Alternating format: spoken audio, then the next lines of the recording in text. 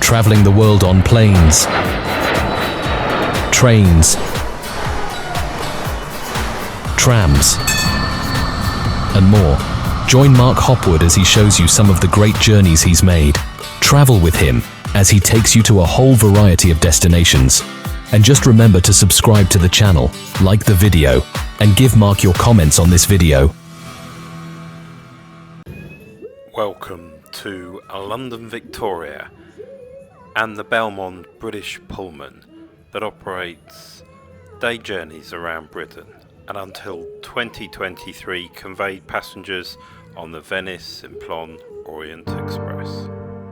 Today's journey takes us around the Garden of England, Kent, of course, heading out through Otford and Maidstone, East, Ashford, Canterbury, Margate, and back through Gillingham and Rochester to London, Victoria.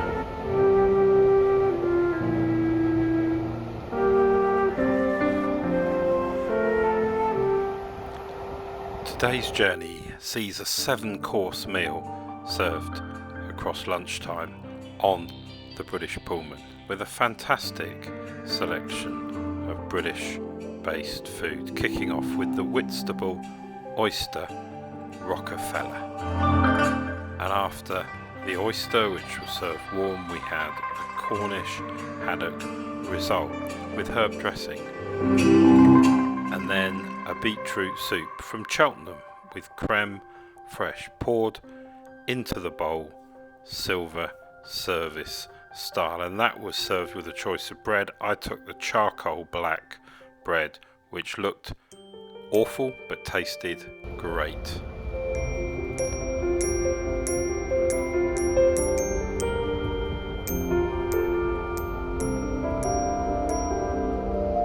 And that took us on to the main course, the main event, the Romney Saltmarsh lamb, slow cooked shoulder with a pea and mint puree, braised potato and a lamb sauce. Simply delicious.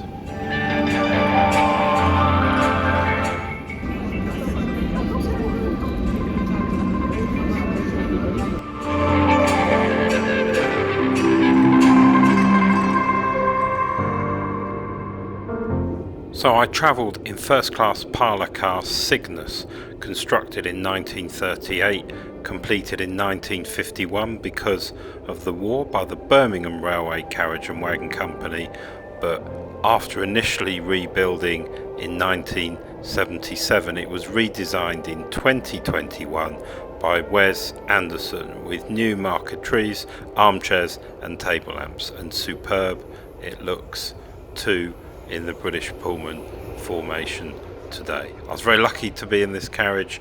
It was an amazing ambience with slightly different crockery and silverware to match the Wes Anderson design.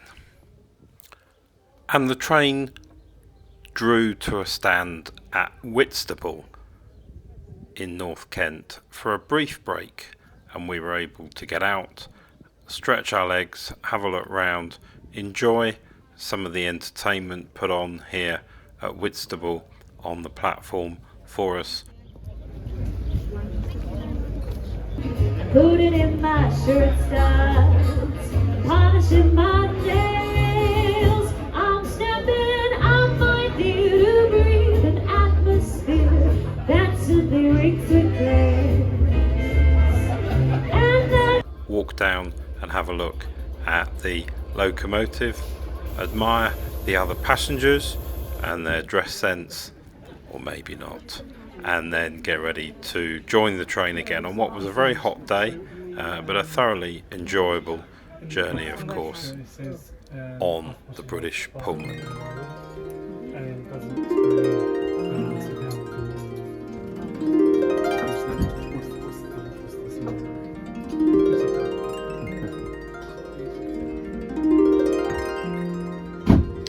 So as we look around the British Pullman, let's just reflect once again on the history of the train. It's a private luxury train formed of carriages collected in the early 1980s and through into the 90s and up to today. Generally they were built in the 1920s, 30s, 40s, occasionally the 50s. James Sherwood of Kentucky in the USA financed all this. He'd made his fortune out of sea containers, and he designed the train to form the British segment of the Venice Simplon Orient Express, to take people from Victoria down to the boat at Folkestone Harbour. The Folkestone Harbour branch, of course, is now shut. So after a quick look at the amazing toilet and the information on Cygnus, I headed back for a glass of port prior to some cheese and dessert being served. And in 2023, Belmond, who own the British Pullman, announced some quite major changes to its operation. The British Pullman will no longer form the British part of the operation from London Victoria to Folkestone West. Instead, passengers will be encouraged to use the Eurostar from London St Pancras to Paris and join the Venice Simplon Orient Express in Paris. The train will continue and will work many of its regular services in the UK. And here is dessert, which was great and really well presented. And after dessert, of course, some coffee. We enjoyed the rest of the Kent countryside and ran along the Thames estuary. You can see here the Dartford River crossing, and that very much brought our trip to a conclusion. We had a great time on board the train. It's a fantastic product, some really interesting scenery and stations to pass through. It's not cheap, but it's certainly one trip that I'd recommend to anyone who's thinking about having a nice meal on a train in the UK. And finally, as the video closes, please, if you've enjoyed it, like and subscribe to my channel.